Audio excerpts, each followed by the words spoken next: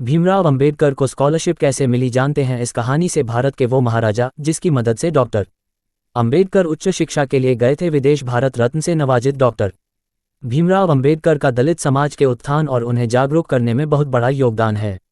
बचपन से ही आर्थिक और सामाजिक भेदभाव से जूझते हुए विषम परिस्थितियों में डॉक्टर भीमराव अंबेडकर ने अपनी पढ़ाई शुरू की थी। जब डॉक्टर भीमराव अंबेडकर युवा थे तो उच्च शिक्षा के लिए विदेश जाना था। ऐसे में उनके सामने आर्थिक संकट एक बहुत बड़ी समस्या थी। बता दें कि युवा भीमराव अंबेडकर अपनी स्नातकोत्तर पढ़ाई कोलंबिया यूनिवर्सिटी से करना चाहते थे। उनके विदेश में पढ़ने के सपने को साकार करने के लिए एक महाराजा ने मदद की थी। हाल ही में करंट अफेयर्स पर आधारित रियलिटी शो कौन बनेगा करोड़पति में हॉट सीट पर बैठे एक प्रतियोगी से यह सवाल पूछा गया था। हालांकि प्रतियोगी के लिए इस सवाल का जवाब आसान नहीं था और उसे एक्सपर्ट की मदद लेनी पड़ी।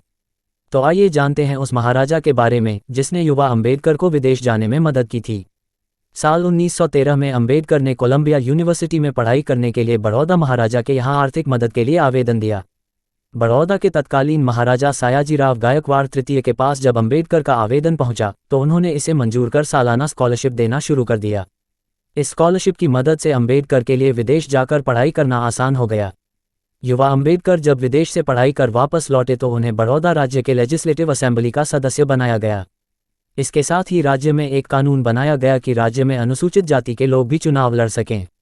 पिछड़े वर्ग, महिलाओं के साथ आर्थिक तौर पर कमजोर लोगों के लिए बड़ौदा राज्य में चलाई जा रही योजनाओं का अंबेडकर पर भी असर पड़ा, जो संविधान निर्माण के दौरान नजर आया। महाराजा सयाजीराव गायकवाड़ तृतीय अपने राज्य में शिक्षा, कला, नृत्य आदि क्षेत्रों से जुड़ी बड़ी हस्तियों को संरक्षण देने में भी आगे रहते थे। ज्योतिबा फुले, दादाभाई नौरोजी, लोकमान्य तिलक, महर्षि अरविंद समेत कई हस्तियों को महाराजा सयाजीराव ने आर्थिक मदद दी। इसके साथ ही राज्य में लड़कियों के शिक्षा पर ध्यान देते हुए कई स्कूल खोले और प्राइमरी शिक्षा मुफ्त करने के साथ अनिवार्य कर दी। महाराजा सयाजीराव गायकवाड़ तृतीय को भारतीय रियासतों के शासकों के बीच सबसे बड़ा समाज सुधारक और प्रगतिवादी राजा माना जाता है।